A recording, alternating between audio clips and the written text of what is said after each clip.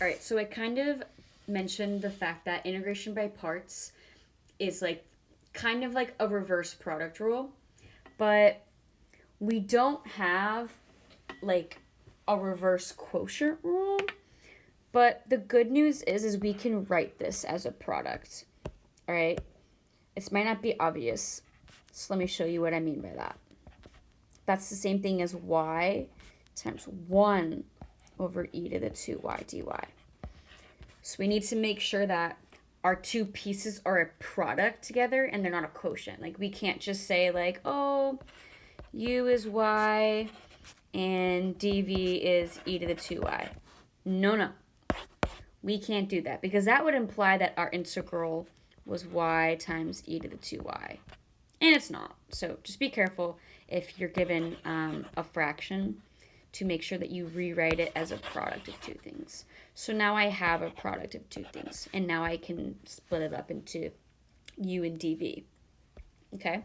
We're going to keep following that same idea that if we just have a simple polynomial term, we should make that our u.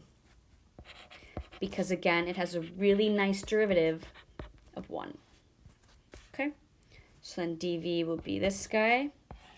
Now, this is the same thing. Don't freak out. It's the same thing as e to the negative 2y. Okay? All right. Well, we need to find v.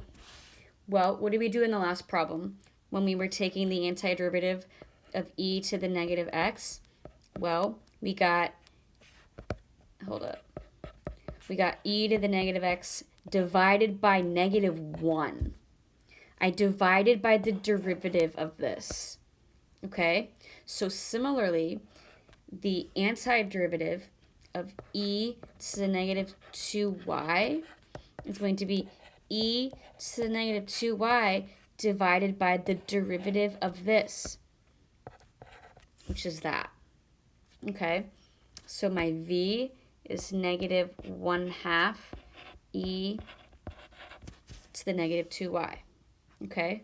I hope that wasn't too scary. But, all right. Now we're ready to do u times v minus integral v du. Okay? So, this integral that we're trying to do becomes a little less scary when we do, let's do negative y. Okay. Yep, this is u times v. I think. No, it's not. Now it is.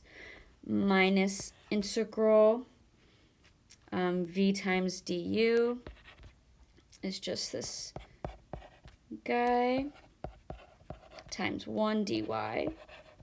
Okay?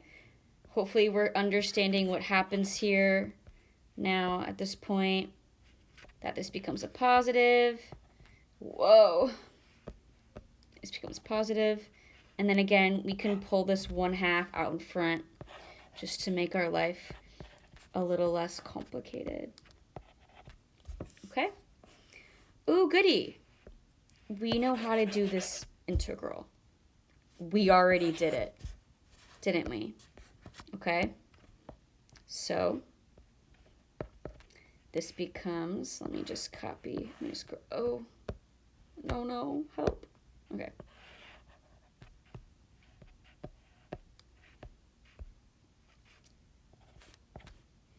So this will be negative 1/2 e to negative 2y. Okay? And then let's just multiply these together real quick. So we'll get minus 1/4 e to the negative 2y. And then evaluate from 0 to 1. So remember, if this is f, capital F, we want to do capital F of 1 minus capital F of 0. Remember, e to the 0 is 1. I'm not going to go through this because I just don't feel like it, okay? But if you plug everything in correctly and you get it correct, according to Ortega's solutions that I'm looking at right now, you should get this.